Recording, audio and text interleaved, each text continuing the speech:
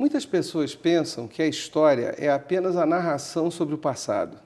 Todavia, né, o que poucas pessoas se dão conta é que para que seja feita efetivamente essa narração, se quisermos chamar dessa maneira, precisamos de conceitos, precisamos de instrumentos que lidem com isso. Para discutir esse assunto hoje, e notadamente um dos principais autores que a historiografia, a escrita da história utiliza, que é Max Weber, nós temos hoje aqui o professor Sérgio da Mata, que tem graduação e mestrado em História pela UFMG, doutorado em História Ibérica e Latino-Americana pela Universidade de Colônia, na Alemanha, e pós-doutorado em Historiografia pela Universidade de Frankfurt-Oder. Tá? Eu sou Antônio Marcelo Jackson e nós estamos começando o nosso Consciência de hoje.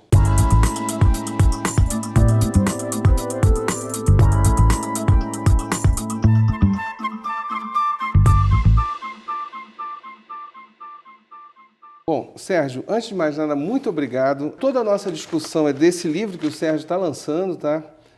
O título é A Fascinação Weberiana, as origens da obra de Max Weber. E aí, Sérgio, eu queria começar, como diria o outro, pelo começo, né? Da forma mais tacanha possível, mas real e necessária. Qual é a importância desses conceitos para a gente pensar a história, né? E mais particularmente do Max Weber? Por que da importância do Max Weber para a historiografia? Mais uma vez, obrigado pela tua presença aqui. Obrigado a você, Marcelo, pela oportunidade. Obrigado aos colegas do Consciência pela gentileza do convite. Bom, falar de Weber no Brasil não seria propriamente uma novidade. De fato, na virada do século passado, século XX para o século XXI, a Folha de São Paulo reuniu um grupo importante de intelectuais brasileiros e promoveram uma seleção dos livros mais importantes do século XX. E dos 5 livros mais importantes do século XX, livros de não ficção, 2 eram do Max Weber. O primeiro, A Ética Protestante e o Espírito do Capitalismo, e o terceiro colocado foi Economia e Sociedade. Então, essa relevância de Weber no Brasil é indiscutível já há muitas décadas.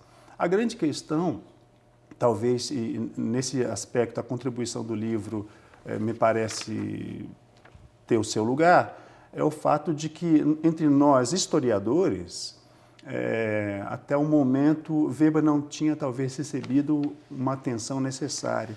Não obstante, por exemplo, nós sabemos de toda a importância de Weber para um livro como Raízes do Brasil, de Sérgio Buarque de Holanda. Então, toda a minha intenção foi, de fato, restabelecer um diálogo mais intenso, né, entre nós, historiadores, e a obra de Max Weber, fazendo um esforço de redescoberta do quanto há de historiador no trabalho do Weber, em que medida ele contribui para nós, sobretudo do ponto de vista teórico e conceitual, no sentido de transformar a história, ou melhor, de dar à história um estatuto, uma importância no campo das humanidades que, no meu entendimento até agora, as ciências sociais, a ciência política, a antropologia ainda não reconheceram como deveriam, me parece.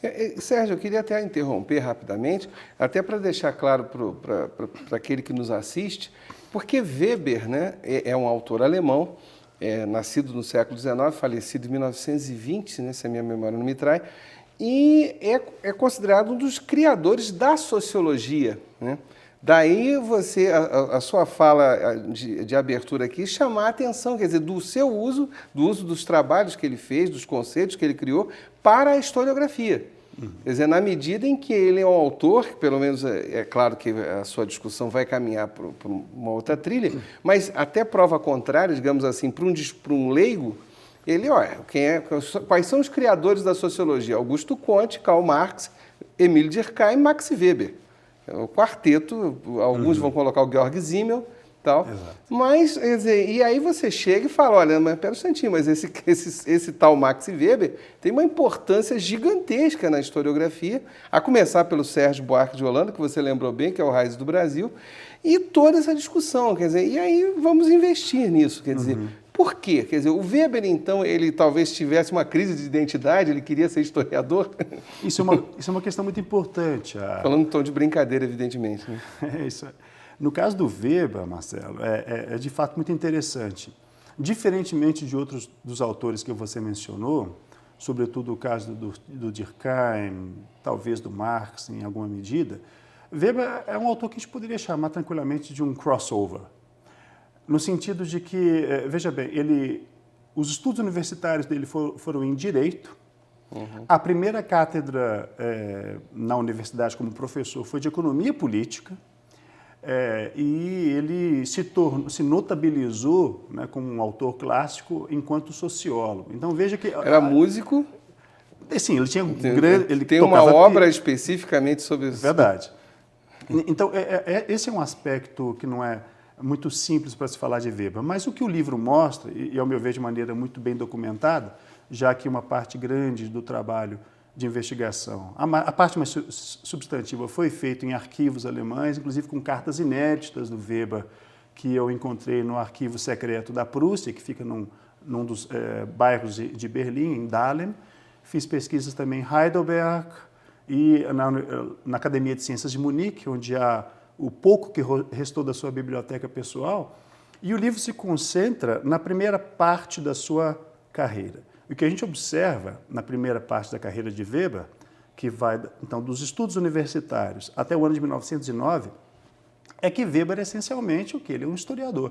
Ele trabalha como economista político, mas alguns dos seus alunos mais próximos à época diziam os cursos de Weber, os primeiros cursos dele na Universidade de Freiburg eram cursos de história econômica.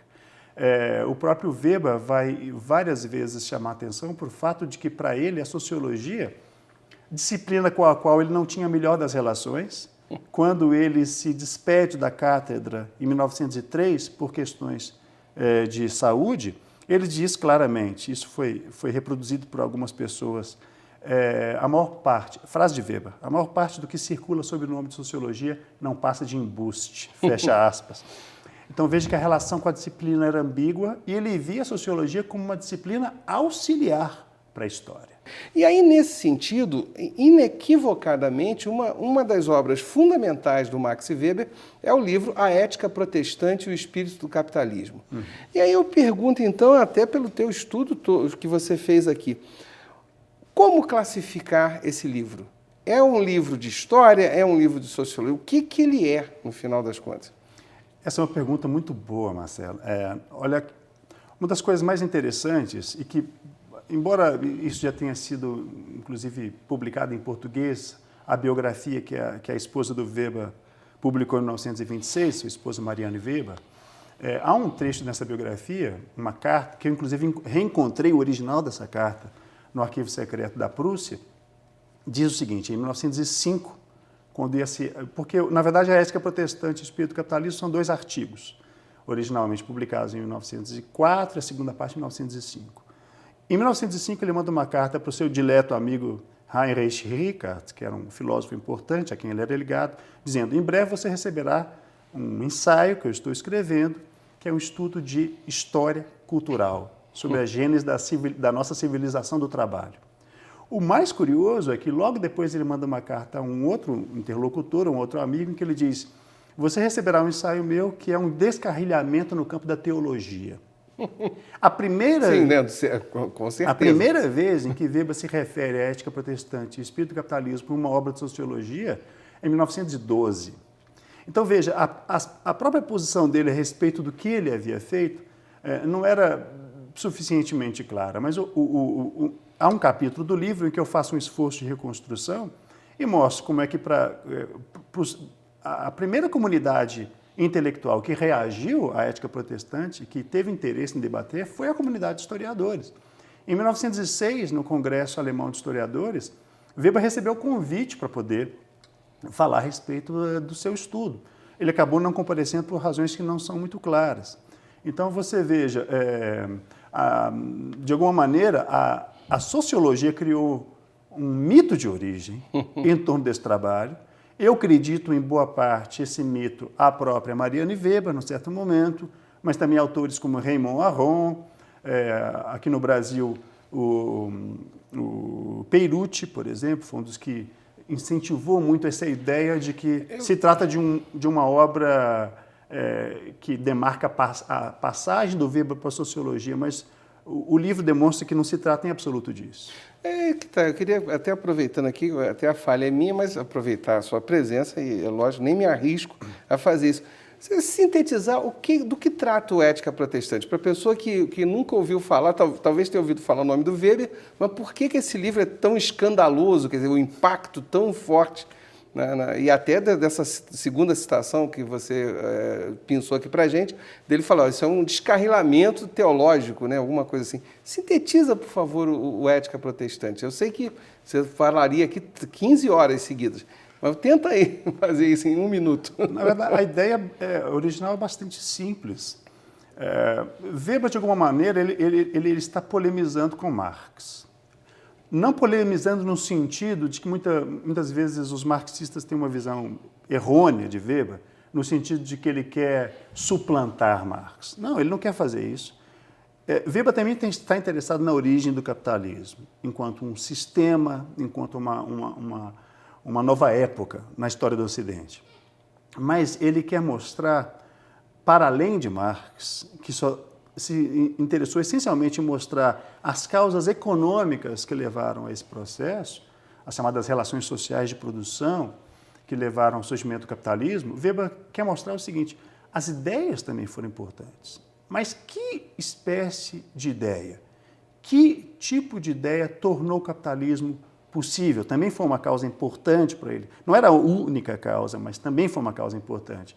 Foi a própria relação que nós estabelecemos com o trabalho. O que Weber quer mostrar é o seguinte: o trabalho deixa de ser simplesmente uma necessidade biológica para que a gente produza a riqueza necessária à própria manutenção, à própria subsistência. O que ele quer dizer? O trabalho se torna um valor para o homem ocidental. Para nós, por exemplo, hoje em dia, quando a gente se apresenta a alguém, uma pergunta comum é: com que você trabalha? Na área acadêmica isso é muito comum. Sim, sim. Ou seja, o trabalho ele nos define. Ele define em grande medida a nossa identidade. E é isso que Weber queria entender. Ele é um aspecto fundamental da nossa cultura. E aí o salto extraordinário que ele dá é mostrar, bom, na verdade, em grande medida, a religião protestante foi fundamental para essa transformação da ideia do trabalho de algo ruim, de algo que, por exemplo, no texto do Gênesis, é uma condenação que a divindade nos impõe, para uma coisa que redime o homem, que o humaniza, né? Que o realiza no sentido pleno. Então, se eu puder usar a linguagem do Nietzsche, essa transvaloração do trabalho operada na tradição protestante, sobretudo pelo puritanismo, pelo calvinismo, que Weber vai explorar, ele vai estabelecer uma genealogia, e que é algo que ele faz com absoluto brilhantismo. E para deixar claro aí, só para que não haja dúvida, que essa distinção que interessantíssima, né? De um lado, é como se, olha, primeiro existe a ideia original, conforme você chamou muito bem a atenção, do trabalho como um castigo, né? Exato. Quer dizer, segundo, mas vamos esquecer o Gênesis, vamos esquecer esse castigo. É óbvio que as pessoas pressupõem que exista um trabalho, que você sobreviva de alguma forma. Ponto. Agora, a novidade, e aí você definiu de forma corretíssima, é que essa sobrevivência, ela deixou de ser sobrevivência apenas. Claro. Ela passou a ser o item que identifica você. Né? O que é você? Quer dizer, e essa resposta vem acompanhada no que você, ou melhor, subentende-se no que você trabalha. Isso. Qual é inclusive até os trabalhos diversos começaram a ganhar valores também, é claro, numa subdivisão aí, evidentemente. Esse é um ponto em que eu acho muito redutor nós estabelecemos uma oposição entre Weber e Marx. Na verdade, eles se completam.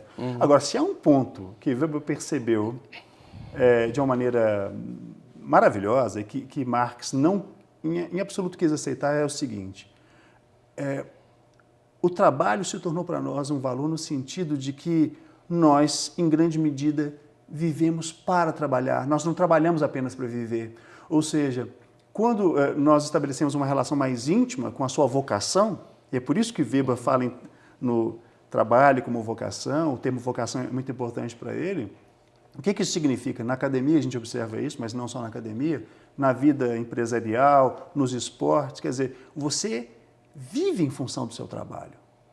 E esse é um aspecto que Marx não queria aceitar sob nenhuma hipótese, porque para Marx o trabalho é sinônimo de exploração.